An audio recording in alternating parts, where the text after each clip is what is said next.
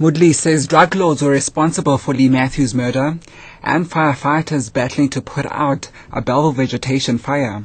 I'm Lebo Changela with this news update. Convicted killer Donovan Moodley says 3 drug lords were responsible for the murder of Bond University student Leigh Matthews. Moodley has been addressing the South Gauteng High Court an application for a retrial.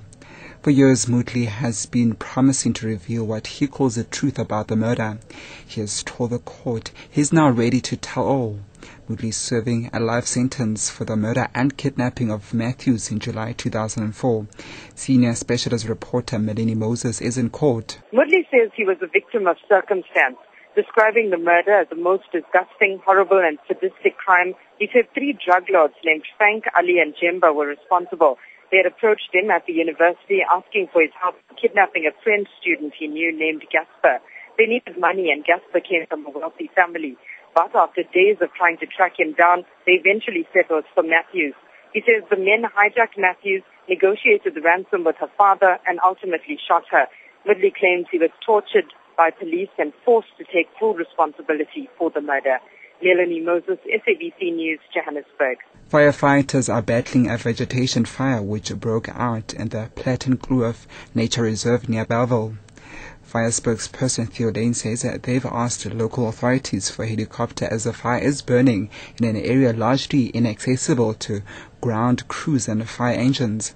He says there's no threat to property. The area is partially inaccessible to vehicles and difficult terrain for the ground crews. The fire is not under control as yet. We have got 4 fire engines on the scene there, as well as a number of ground crew, the seasonal firefighters that assist us in the fighting of vegetation fires on the scene as well. Quick action by bystanders and rescue workers has saved the lives of a teenager and a man who was swept onto sea at Ramsgate on the KwaZulu-Natal South Coast. The National Sea Rescue Institute says a holiday maker noticed 2 boogie boarders in trouble in the waves last night and reported the incident.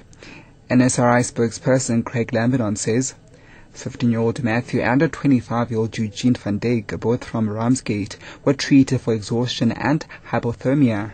On arrival on scene, a police search and rescue diver, he swam out to the one teenager, managed to rescue him and bring him ashore, and he was safe. The second man, the 25-year-old man, managed to get ashore safely without any assistance. In this case, particularly commended is the swift action of a bystander from Dubai. And the malfunctioning of the crematorium at Mountain Rise in Pietermaritzburg has sparked anger among communities in the city. They claim the crematorium has been malfunctioning sporadically over the past 5 years. They say this has even led to partially cremated bodies being transported to Durban to complete the cremation process. One of the most affected communities is the Midlands Hindu Society.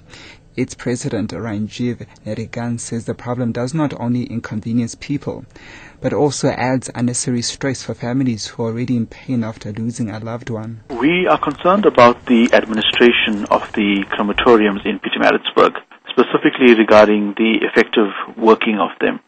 We've had constant breakdowns of the cremators, and the community is faced with the problem of having to send dead bodies to other cremation sites in and around KwaZulu-Natal. Suddenly the people are faced with the added pressure of now having to send or make arrangements to get a cremation done out of the city.